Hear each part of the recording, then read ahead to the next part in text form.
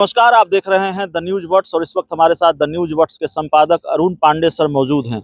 देखिए, बिहार के मुख्यमंत्री नीतीश कुमार अचानक एक्टिव हुए हैं और उनकी सक्रियता और उम्मीद से ज़्यादा सक्रियता कई तरह के सवाल खड़े करती है। जिस तरह से नीतीश कुमार पूरे फुल फॉर्म में नजर आ रहे हैं, उस पर हम बात करेंगे, क्योंकि लोकसभा चुनाव के दौरान भी उनकी तबीयत नासाज रही, उनको लेकर कई तरह की चर्चाएं हो रही है, उनको उनकी उम्र को लेकर सवाल उठते रहे हैं, लेकिन अब उनकी सक्रियता कुछ दूसरी बात कह रही है। तो हमारे साथ अरुण पांडे सर हैं।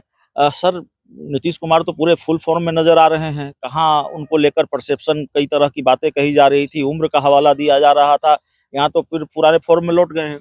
ये उम्र का हवाला देना तो इतने मुख्यमंत्री की जो उम्र हो गई है उस उम्र तक राजनीति में लोग नहीं रहते हैं। ये तो बीजेपी ने मैं कह दिया है कि 75 पार तो फिर कहाँ मार्गदर्शक मंडल में जाना है।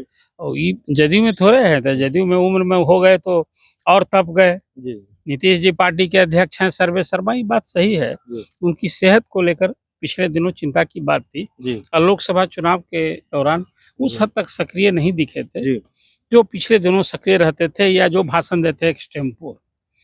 तो एक चिंता थी, लेकिन अब तो आपने ठीक ही कहा कि इधर तो बहुत ही सक्रिय दिख रहे हैं।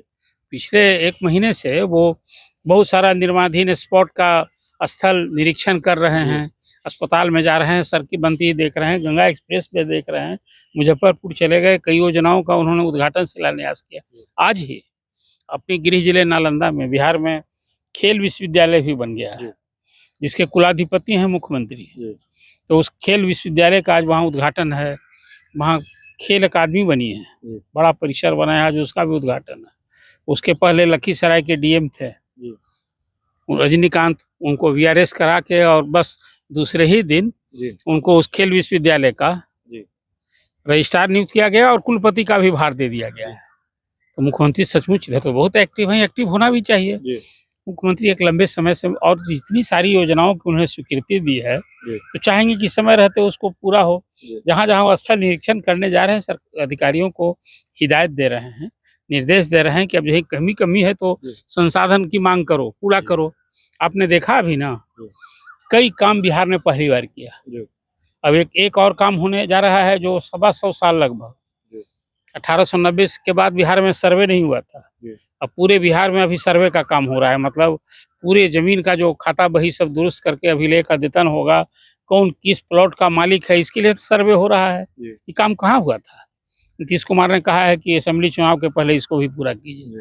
और अभी आए दिन रोज किसी विभाग की समीक्षा बैठक करते थे, जैसे पहले किया करते थे, और उद्घाटन। अब तो ये तो इसकी सक्रियता से विपक्ष का वो मुद्दा छिन गया है। तेजस्वी रोज उनके सेहत के बारे में भी बोला करते थे। हाँ, ये बात सही है कि पिछले महीने कभी 3-4 दिन कहीं पब्लिक मंच पर नहीं दिखे, हालांकि उनके बयान और ट्विटर पर आते रहते थे, लेकिन मुख्यमंत्री का इस ढंग से सक्रिय दिखना तो एक सुकून देता है कि हमारे मुख्यमंत्री बहुत सक्रिय हो उठे हैं। अब चुनाव का साल ना है, नवंबर 2025 में चुनाव होगा, अभी 4 सीटों के लिए उपचुनाव भी होना है। तो मुख्यमंत्री का ये सक्रिय होना और खास करके जो योजनाओं की स्वीकृति दी है उसको समय रहते पूरा करने की उनमें ललक और बेचैनी दिख रही है।